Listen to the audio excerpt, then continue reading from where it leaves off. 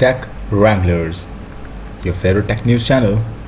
Hey everybody, this is Ishan over here, your favorite tech geek from the Tech Wranglers. I'm over here today to discuss a new tech news over here. Today we'll be discussing Zoom. As we all know that Zoom has been revolutionizing the whole of the connectivity world. It has taken over all of the old giants of the world that had this capability of connecting people online. For example, it has completely taken over all of the command of Skype, which was one of the most famous app used all over the world. Now nobody talks about Skype, even it has crossed from the FaceTime, the FT, the famous FaceTime of the Apple. Now each and everybody of the people around all over the world have been using Zoom, especially in the days of the lockdown of this COVID-19 disease. Every office has been making use of this Zoom app, and this is the boom of the Zoom app. As the usage of the Zoom app has increased so many folds, so there comes some issues with the apps as well, some bugs or some hacking issues. As the Zoom is increasing its usage too much, so there have been some of the hacking attacks into the Zoom app, and a number of cases have been reported. As there has been buzz about the Zoom app hacking, we'll not be discussing about this because there are many videos available about this thing. But the thing we'll be discussing today is something different. We'll be discussing the new addition in the Zoom app, and that new feature that will be featuring in this video is the new blocking feature that will be added in the Zoom app. This blocking feature will be based upon the geological basis, and one may be able to temporarily block or completely block some individual on the basis of its location. The creators of the Zoom app have finally decided to introduce this feature only because of the enforcement of the Chinese government. As we all know that Zoom is not a Chinese app, but it is an American app, and it has been completely announced by the director of Zoom app, the CEO of the Zoom app. Zoom has accepted that it had to recently block 3 of its users' accounts temporarily because Chinese government has urged Zoom to block these accounts.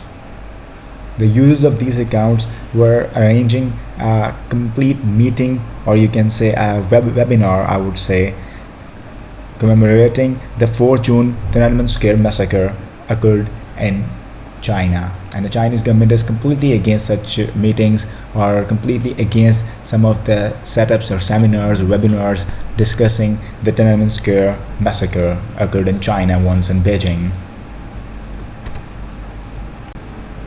Zoom had to block these accounts because Zoom has to operate within the borders of China, and all of the activities that are illegal within the borders of China, Zoom can't perform that. And this was the activity which was completely illegal within the bounds of China, so Zoom had to block these accounts. Now, as the CEO of Zoom has announced that Zoom is an American company, not a Chinese company, so they have decided to introduce this feature of blocking accounts based upon geography, so that nothing happens of such event happens next time.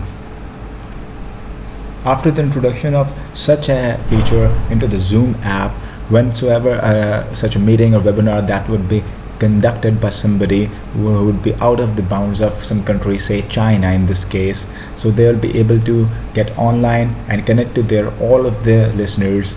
But due to this blocking feature, that video or that webinar wouldn't be available to the people within that region which has been blocked. But the people who are not in that very blocked region, they will be completely able to connect and talk and discuss and attend the webinars, the conferences, the seminars which are being happened or be conducted onto the Zoom app. As this kind of event is very much damaging for any company around the world, and so it also happened with the Zoom. The market shares of Zoom has decreased much, and Zoom is really facing a hard time due to this happening. As far as China is concerned, as we all know that China is really touchy about its borders and its territories and the countries around it. As we all know about the South China Sea and China's relation with Taiwan and Korea and all of such things happening with Macau and Hong Kong. So China is very much touchy and sensitive about these cases. So this was the main thing that happened and forced Zoom to introduce a feature, and this feature will definitely be quite helpful for a lot many people, and they'll be able to conduct all of their conversations, their seminars, their webinars, or all of things they want to host online. That would be quite easy for them, and this feature is very promising, I believe. Now the question arises that what happened at the Tiananmen Square in Beijing, that for which China is so much touchy about this happening, and China doesn't want any webinar or anything happening in the sport of this very thing. It was basically the June 4th, 1989, when there was a movement working in support of democracy. Everybody was hailing for democracy, but the countries like China and Russia, they had a different kind of a system. They had communism. This was the time of the fall of the communist government of Russia, and the same was wanted by the people of China, because China was also a communist country and the people were completely tired of the communist system and they wanted the democracy to be introduced. But what happened onto the day 4th of the June at the Tiananmen Square, Beijing, was completely altogether deadly. It was basically started with the protest onto the 15th of April, but it went long and long to the June 4th, when the government of the China decided to declare a martial law, and army troops were sent to Beijing to take control of the Beijing and important parts of Beijing. The army troops came with weaponry and tanks, and they came in ruining all of the Chinese people and killing and doing the massacre of all of the people. This was the day that is remembered in China and all of the world, because this was the day when people thought that the communists would fall, but they didn't, and they made others fall onto their knees. This was the day when the Chinese government showed their the writ of the government, with brutality, and that writ is completely alive today. And even today, China and Chinese government don't want anybody to go against the Chinese government or the decision of the Chinese government to be a communist, rather than a democratic government. And that is the reason why China still wants nobody to talk about that.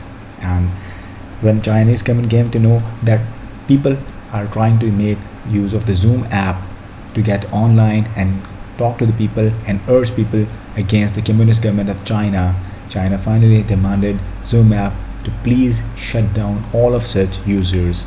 And Zoom had no other option, because there was no such option available by the Zoom, and Zoom had signed a contract with Chinese government to comply with the rules of China within the bounds of China.